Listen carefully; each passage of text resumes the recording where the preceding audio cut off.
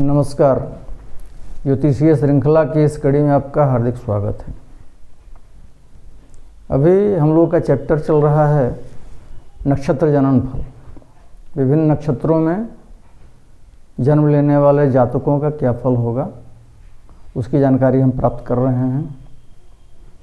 इसके पहले हमने पुनर्वसु नक्षत्र तक के बारे में जानकारी प्राप्त की है। अब हम आज 8वां नक्षत्र पुष्य और 9वां अश्लेषा नक्षत्र के बारे में जानते हैं।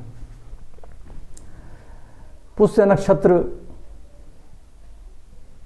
में जिस जातक का चंद्रमा जन्मकालीन चंद्रमा संचरण कर रहा हो वह अत्यंत संयमी होगा, मितव्ययी होता है। मितव्ययी मतलब कंजूस नहीं, सोच समझकर खर्च करने वाला और ज़रूरत के मुताबिक खर्च करने वाला, उसको मितव्ययी बोलते हैं। दूरदर्शी होगा, आगे की बात ज़्यादा सोचेगा, वो सोच करके कार्य करेगा। बुद्धिमान होता है, आत्मनिर्भर होता है, गंभीर प्रकृति का होगा, शांतचित्त होगा, धैर्यवान होता है, अंतर्ध्यानी होगा। अंतर्ध्यानी मतलब वो मिस्टर इंडिया नहीं हो जाएगा कि गायब हो जाएगा।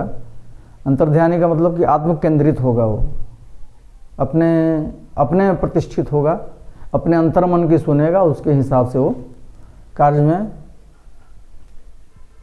संलग्न होगा। विचारशील होगा, धर्मपरायण होगा, धर्म में उसकी जो है सो आस्था रहेगी, रुचि रहेगी, धर्म सम्मत बात बोलेगा, धर्म सम्मत काम कार्य करेगा। धनवान होता है, पंडित होता है। पंडित मतलब वो पूजा पाठ कराने से पंडित नहीं होता है, बुद्धि उसकी पांडित्य वाली होगी, विद्वता वाली होगी। वो ज्ञानी होगा, सुंदर होता है, देखने में सुंदर रहेगा और सुखी होता है। पुष्य नक्षत्र का जातक जो है सो प्रत्येक कार्य को योजनानुसार बना करता है। वो एक अच्छा प्लानर साबित हो सकता है। कोई भी कार्य करने से पहले उसकी प्लानिंग करता है, तब वो कार्य करता है। मित्रों से विरोध करने वाला है। मित्र मंडली बहुत सारे जो है सो बातें या सलाह उस तरह के भी देते हैं जो अकरणीय हो, तो उसमें वो विरोध करता है। वो विरोधी प्रवृत्ति उसकी मुखर होती है उस समय। और सगे संबंधियों से प्रेम करने वाला होता है। अपने जो उसके रिलेटिव्स होते हैं या सगे संबंधी आत्मीयजन होते हैं उनसे वो प्रेम करता है। मुंहफट होगा, किसी भी बात को तुरंत जो है सो देन एंड देयर मुंह पर कह देने वाला होगा, मन में उसको रखने वाला नहीं होगा। और व्यापारिक बुद्धि वाला होता है पुष्य नक्षत्र का जातक। और बुद्धि उसकी व्यापारिकता कमर्शियल होती है। इस नक्षत्र के जातक को गंभीर रोगों का सामना करना पड़ सकता है। पुष्य नक्षत्र का जातक को भविष्य में जीवन के कुछ क्षणों में गंभीर रोग के सामना करना पड़ सकता है। पुष्य नक्षत्र में अगर जातक का जन्मकालीन चंद्रमा प्रथम चरण में संचरण कर रहा हो तो जातक को मानसिक रूप से कुछ अधिक स्थिर कर सकता है, मानसिक अस्थिरता लाएगा प्रथम चरण के जातक को। अगर द्वितीय चरण में जातक का जन्म है तो उसकी भावनात्मकता कम हो करके और उसका स्थान कुछ गंभीरता और बौद्धिकता ले लेती है। वो सेंटिमेंटली थोड़ा सा कम भावुक कम होगा और उसके स्थान पर गांधीर्य उसमें पैदा होगा और बुद्धि का प्रयोग करना सीखेगा वो, या बुद्धि का प्रयोग करेगा अपने कार्यों में। अगर तृतीय चरण में जन्म होता है उसको तो उसे संतुलित बनाता है, जातक को बैलेंस्ड लाइफ लेकर के चलता है वो। और यदि चतुर्थ चरण में जन्म होता है जातक का पुष्य नक्षत्र का तो वो पुनः आवेग के लक्षण बढ़ जाते हैं। जो मानसिक अस्थिरता उसमें प्रथम चरण वाले में पैदा होती है, अगर चतुर्थ चरण में उसका जन्म होता है तो इसमें उसका जो आवेग है मानसिक स्थिरता का वो बढ़ जाता है, उससे वृद्धि होती है। अब आइए 9वां नक्षत्र अश्लेषा की बात करते हैं।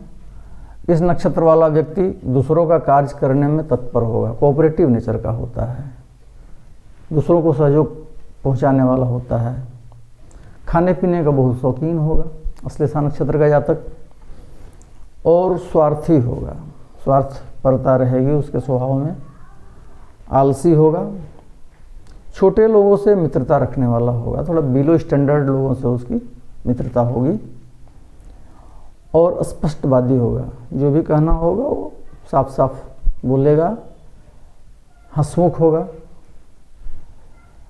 रसिक होता है। अश्लेषा नक्षत्र का जातक काम शक्ति में दुर्बल होता है, किसी दुर्घटना से पीड़ित हो सकता है, हाथ की सफाई दिखाने वाला अश्लेषा नक्षत्र का जातक, बाजीगरी का गुण भी उसमें होता है, हो सकता है, और धनी होता है। इसका स्वभाव प्रारंभ से ही व्यापारियों के जैसा होता है, वो फ्रॉम वेरी बिगिनिंग, बहुत पहले से, बचपन से ही उसमें व्यापारिक बुद्धि का लक्षण प्रकट होने लगता है। अगर अश्लेषा नक्षत्र के प्रथम चरण में जातक का जन्म हो तो साहित्यिक खोज की तरफ प्रवृत्त होता है, और अश्लेषा के द्वितीय चरण में जन्म होने से उसकी महत्वाकांक्षा में वृद्धि होती है, महत्वाकांक्षी होता है द्वितीय चरण का जातक। अश्लेषा के तृतीय चरण से उसमें जन कल्याण के भावों का उदय होता है, और चतुर्थ चरण में यदि जन्म हो जातक का अश्लेषा के, तो उसमें देशाटन और नई खोजों की प्रवृत्ति प्रदान करता है। देशाटन मतलब यावरी की उसमें प्रवृत्ति जगती है, और नई नई खोज में वो प्रवृत्त होता है। इसके बाद हम लोग अगले वीडियो में मघा नक्षत्र और उसके बाद जो नक्षत्र आते हैं उसमें उत्पन्न हुए जातकों के बारे में जानेंगे, उसका फलाफल कैसा होगा। नमस्कार।